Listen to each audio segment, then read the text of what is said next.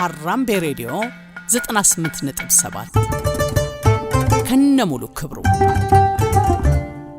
ዓለማችን ከአንዱ ወረርሽኝ ሳታርፍ ሌላኛው ስጋት በሯን እያንኳኳ ነው። በቅርቡ በአትላንቲክ ውቅያኖስ ላይ በምትጓዝ የሽርሽር መርከብ ላይ የተከሰተው የሶስት ሰዎች ሞት መንስኤ የሆነውና በእስራኤል የተመዘገበው አዲሱ ኬዝ ሃንታ ቫይረስ የተባለውን ገዳይ ቫይረስ ዳግም የዓለም መነጋገሪያ አድርጎታል። ዛሬ ይህ ድምጽ አልባ ገዳይ ምንድነው? ታሪኩስ ምን ይላል? ስጋቱስ እስከየት ነው? የሚሉትን ነጥቦች በዝርዝር እንመለከታለን። የሃንታ ቫይረስ ምንነት። ሃንታ ቫይረስ እንደ ሌሎች ቫይረሶች በትንፋሽ ብቻ ከሰው ወደ ሰው የሚተላለፍ ሳይሆን በዋናነት ከአይጦች ወደ ሰው የሚተላለፍ የቫይረስ አይነት ነው። የዓለም ጤና ድርጅት እንደሚለው ቫይረሱ የሚሰራጨው በአይጦች ሽንት፣ ሰገራና ምራቅ በተበከለ አየር ወይንም ንክኪ አማካኝነት ነው። ቫይረሱ ሁለት መልክ ሲኖረው አንደኛው ሳምባን የሚያጠቃው ሲሆን ሁለተኛው ደግሞ ኩላሊት ላይ በከፍተኛ ደረጃ ጉዳት የሚያስከትለው HFRS ነው።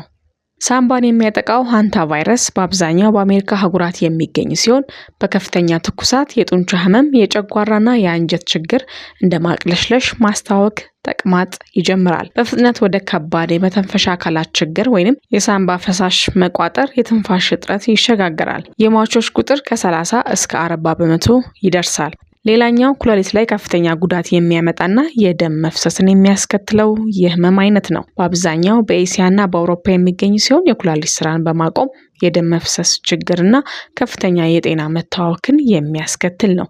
የሟቾች ቁጥርም እንደ ቫይረሱ አይነት ቢለያይም ከ1 እስከ 15% ይደርሳል።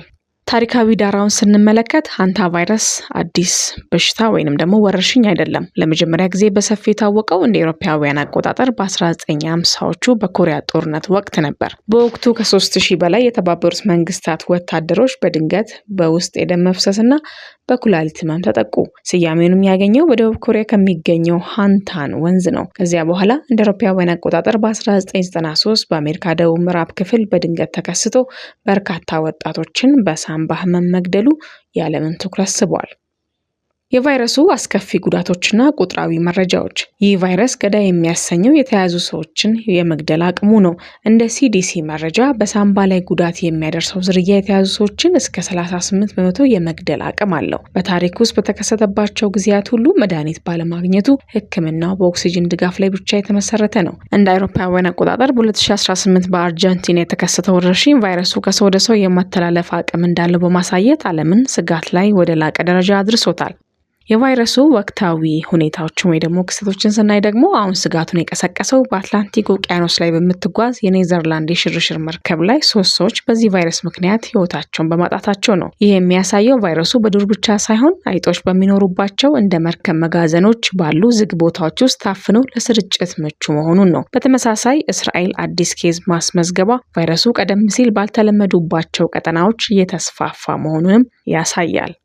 ስጋቱ የትኞቹ ሀገራት ላይ ያመዝናል ወደሚለው ስንመጣ በአሁኑ ወቅት ከፍተኛ ተጋላጭ የሆኑት ቻይናና ደቡብ ምስራቅ ኤዥያ በየዓመቱ በሺዎች የሚቆጠሩ ኬዞችን ይመዘግባሉ። አሜሪካና ካናዳ ደግሞ የዱር አይጦች የሚበዙባቸው አካባቢዎች ናቸው። በደቡብ አሜሪካ እንደ ፓናማና አርጀንቲና ያሉ ሀገራት ደግሞ በተጋላጭነታቸው ከፍተኛ ደረጃን ይይዛሉ።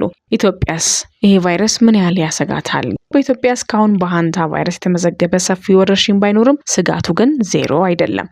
ለምን? አንደኛ የአይጦች መብዛት በእርሻ ስራና በመጋዘኖች ውስጥ አይጦች በብዛት መኖራቸው። ሌላኛው የተዳከመ የንጽህና ልምድ። አይጥ ያለበት ቦታ በደረቁ መጥረግ አቧራው ቫይረሱን ወደ አየር እንዲበትነው ስለሚያደርግ የጤና ግንዛቤ ማነስ አደጋውን ሊያባብሰው ይችላል። ሌላኛው ተጠቃሽ ምክንያት ደግሞ ግሎባላይዜሽን ነው። በኔዘርላንድ መርከብ ላይ የታየው አይነት ክስተት በንግድ መርከቦችና በአውሮፕላኖች አማካኝነት ወደ የትኛውም ሀገር ሊገባ ይችላል። የመፍትሄ አቅጣጫዎች የዓለም ጤና ድርጅት እንደሚያሳስበው ለሃንታ ቫይረስ ክትባትም ሆነ መድኃኒት የለም። መፍትሄው መከላከል ብቻ ነው። ቤትንና መጋዘንን ከአይጦች ነፃ ማድረግ፣ አይጥ ያለበትን ቦታ በደረቁ ከመጥረግ ይልቅ በውሃ ወይንም በጸረ ተዋሲያን ፈሳሽ ረሽቶ ማጽዳት፣ ትኩሳትና የጡንቻ ህመም ሲያጋጥም ከአይጥ ጋር ንክኪ ካለ ለሐኪም በፍጥነት ማሳወቅ የተቀመጡ የመፍትሄ አቅጣጫዎች ናቸው። በመጨረሻም ሃንታ ቫይረስ ከርቀት የምንሰማው ዜና ብቻ ሳይሆን የአኗኗር ዘይቤያችንን እንድንፈትሽ የሚያስገድደን የጤና ስጋት ነው። ንጽህናችንን በመጠበቅ ራሳችንን እንከላከል።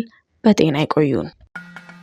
ሀራምቤ ሬዲዮ 98.7 ከነሙሉ ክብሩ